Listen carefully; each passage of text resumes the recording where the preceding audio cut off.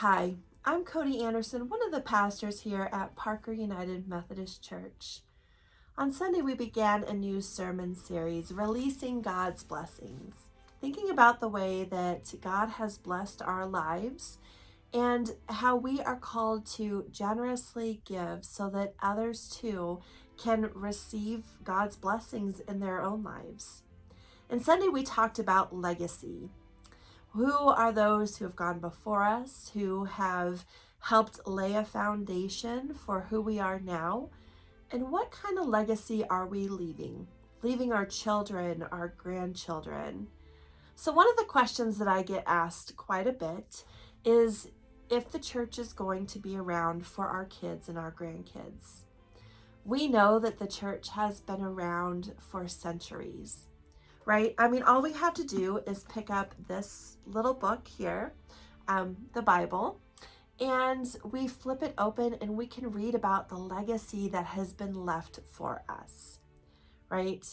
We read stories about Noah and about Abraham, about Isaac, about Joseph, about Moses, about Esther, about David, about Deborah. I mean, the list goes on and on of those who have left a faithful legacy before us.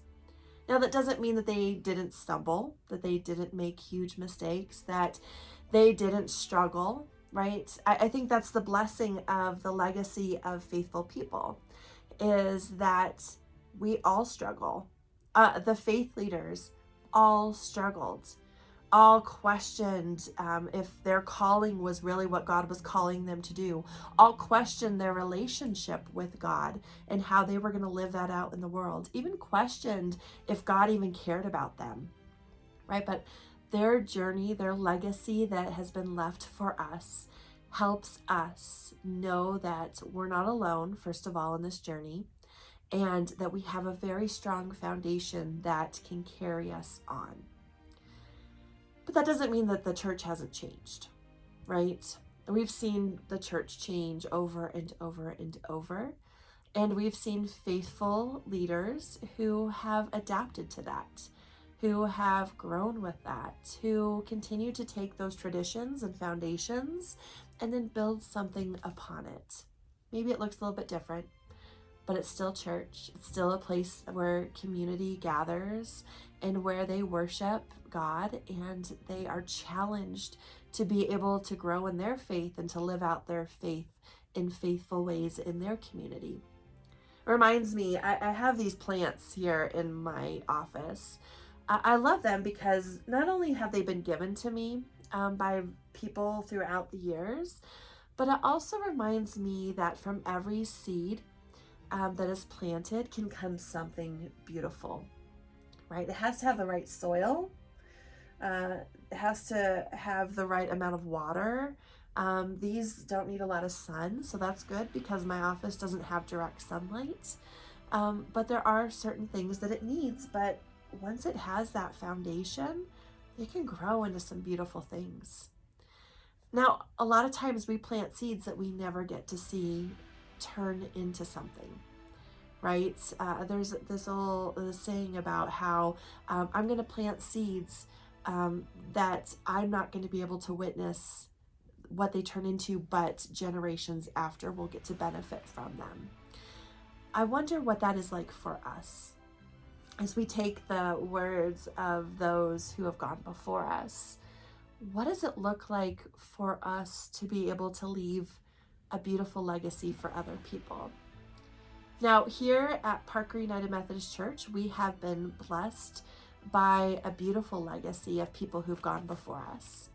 We have that legacy of faith wall downstairs, our history wall that shows all of those important moments in our church history.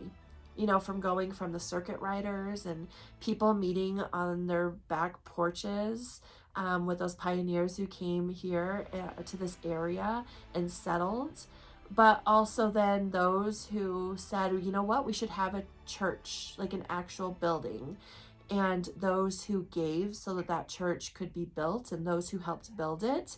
And then we also see those pastors who've come and Also the community, the way that the community lived out their faith that continued to grow the church. Now, for all of those people that are mentioned on our history wall, we know that there were so many others who were never mentioned, but who lived out faithfully their call into the world, their call into shaping this community. So they came to church and they worshiped God and they were challenged to make a difference in our community. And we've seen that through the organizations like Parker Task Force and the Women's Crisis Center and the Elizabeth Church and other missions and visions that the congregation had here within the Parker Methodist Church, and how those were lived out so that we, 100 years later, are still worshiping together, are still out in our community making a difference, are still living out those seeds that they've planted into beautiful testimony of how God is at work. The scripture that always comes to mind whenever I'm thinking about our legacy comes from Hebrews. Now, Hebrews has a lot of legacy. So if you're thinking, oh, I don't know if I could read this whole book, like that's a lot to process. Hebrew has some highlights of legacy of people who've gone before. But it ends with this on chapter 12, verse 1. It says, "Therefore, since we are surrounded by so great a cloud of witnesses, let us also lay aside every weight and the sin that clings so closely, and let us run with perseverance the race that is set before us."